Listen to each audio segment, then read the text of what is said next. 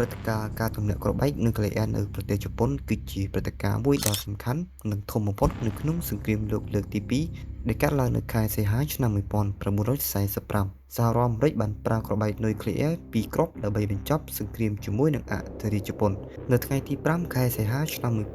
1945មុនមួយថ្ងៃដែលអាមេរិកទម្លាក់គ្រាប់បែកនុយក្លេអ៊ែរមានស្ថានភាពនិងព្រឹត្តិការណ៍យុទ្ធនាការបែបណាខ្លះ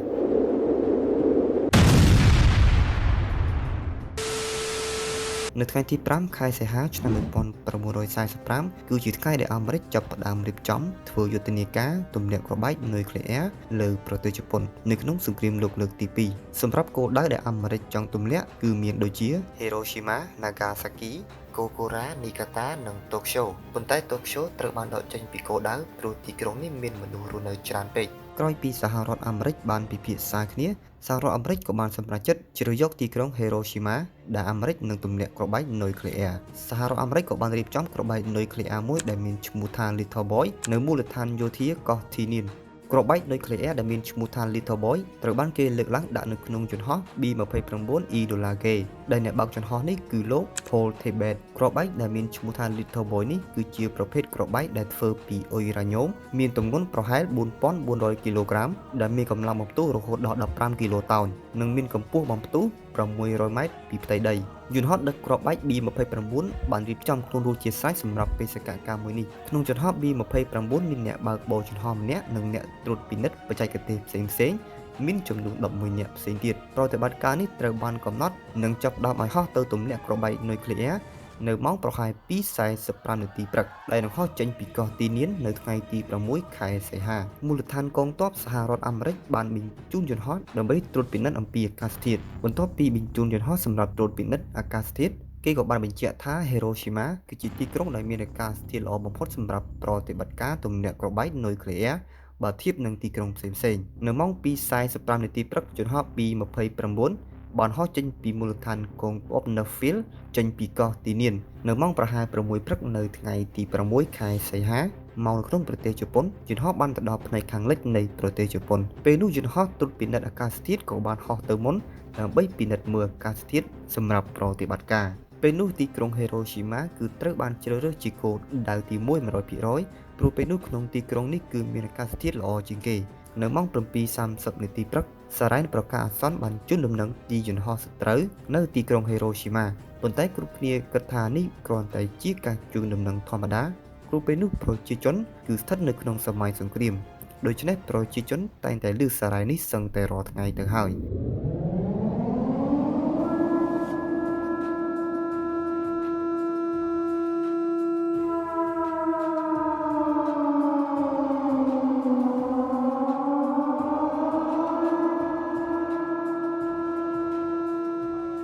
នៅម៉ោង 8:15 នាទីព្រឹកគ្រាប់បែក Little Boy ក៏ត្រូវបានទម្លាក់ពីយន្តហោះ B-29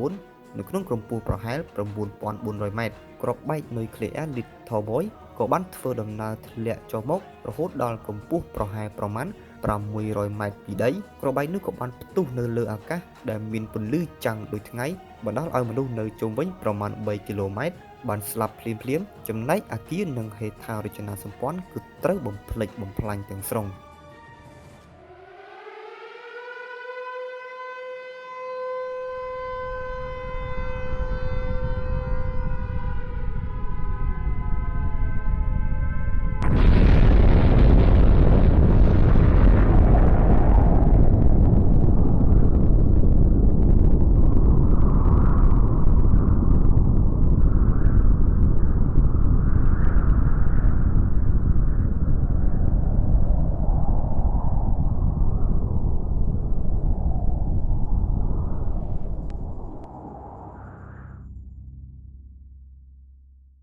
បន្ទាប់ពីគ្រាប់បែកនុយក្លេអ៊ែរបានដុតបំផ្លាញមួយទីក្រុងមនុស្សប្រហែល 7 ទៅ 80000 នាក់បានស្លាប់ភ្លាមៗមួយរំពេចនិងមានមនុស្សរាប់ម៉ឺននាក់ទៀតបានរងរបួសធ្ងន់ធ្ងរនិងស្លាប់ជាបន្តបន្ទាប់ព្រោះតែជាតិវិទ្យុសកម្មរបស់គ្រាប់បែកនុយក្លេអ៊ែរមនុស្សជាច្រើនចាប់ផ្ដើមជ្រុះរោមរលាកសាច់ដោយសារតែរលកកម្ដៅរបស់ចំហាយគ្រាប់បែកដែលមានសីតុណ្ហភាពលើស 3000 អង្សាសេនៃចំហាយក្ដៅរបស់គ្រាប់បែក Little Boy បន្ទាប់មកយន្តហោះដឹកគ្រាប់បែក B-29 ក៏បានហោះត្រឡប់ទៅមូលដ្ឋានទីលានដោយសុវត្ថិភាពវិញ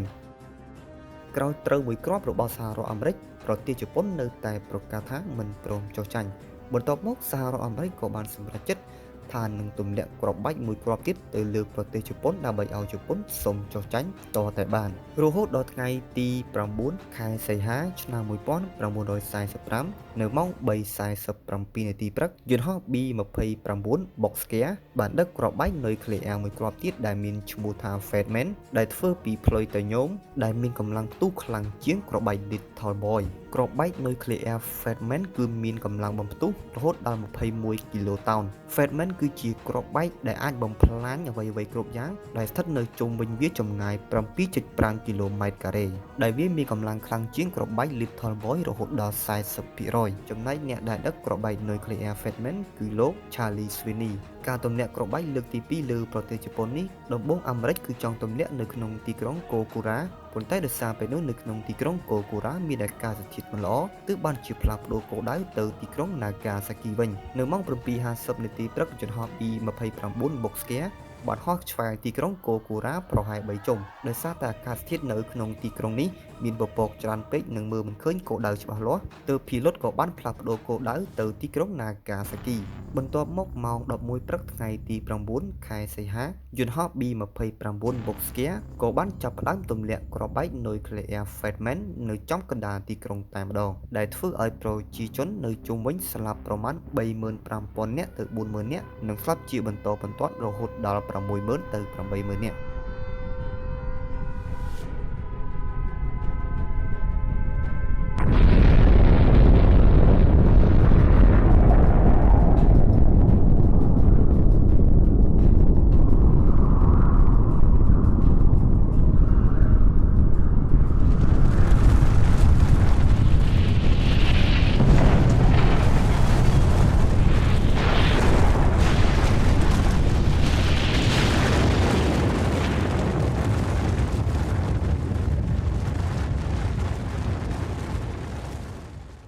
បន្ទាប់ពីសហរដ្ឋអាមេរិកបានទម្លាក់គ្រាប់បែកនុយក្លេអ៊ែរលើទីក្រុងហេរ៉ូស៊ីម៉ានិងណាហ្គាសាគីប្រទេសជប៉ុនបានរងនូវវិបត្តិធ្ងន់ធ្ងរជាច្រើនដូចជាការបាត់បង់ជីវិតមនុស្សប្រមាណជាង 20,000 នាក់នៅក្នុងឆ្នាំ 1945 នេះនិងមនុស្សជាច្រើនទៀតបានស្លាប់ដូចជាបន្តបន្ទាប់ក្រោយមានរបួសនិងផលប៉ះពាល់ពីជាតិវិទ្យុសកម្មនុយក្លេអ៊ែរទី2ការបំផ្លាញទីក្រុងនិងអគារហេដ្ឋារចនាសម្ព័ន្ធទីក្រុងទាំងពីរនេះត្រូវបានបំផ្លាញទាំងស្រុងនិងបន្សល់នៅជាតិវិទ្យុសកម្មរហូតមកដល់សព្វថ្ងៃអ្នកនៅរស់រានមានជីវិតជាច្រើនមានជំងឺរលាកស្បែករលាកភ្នែកក៏ដូចជាអាឡែស៊ីស្បែកនិងកើតជំងឺសតិអារម្មណ៍ក្រោយពីអធិរាជជប៉ុនភ្លុកគ្រាប់បែកនុយក្លេអ៊ែរចំនួន2គ្រាប់ជប៉ុនក៏បានប្រកាសសុំចុះចាញ់សហរដ្ឋអាមេរិកនៅថ្ងៃទី15ខែសីហាឆ្នាំ1945ជាផ្លូវការហើយពេលនោះហើយគឺជាពេលដែលអាមេរិកបានឲ្យជប៉ុនផ្លាស់ប្ដូរគោលនយោបាយកាន់របបលទ្ធិប្រជាធិបតេយ្យនិងបានដាក់គោលការណ៍ឲ្យជប៉ុនមានកងទ័ពត្រឹមតែការពារខ្លួនប៉ុណ្ណោះនិងមិនឲ្យជប៉ុនផលិតគ្រាប់បែកនុយក្លេអ៊ែរនោះទេជប៉ុនក៏បានកែប្រែនយោបាយដោយចុះហត្ថលេខាលើសន្ធិសញ្ញាសន្តិភាពហើយបានចាប់ផ្ដើមអភិវឌ្ឍប្រទេសវិញក្រោមការគ្រប់គ្រងរបស់សហរដ្ឋអាមេរិក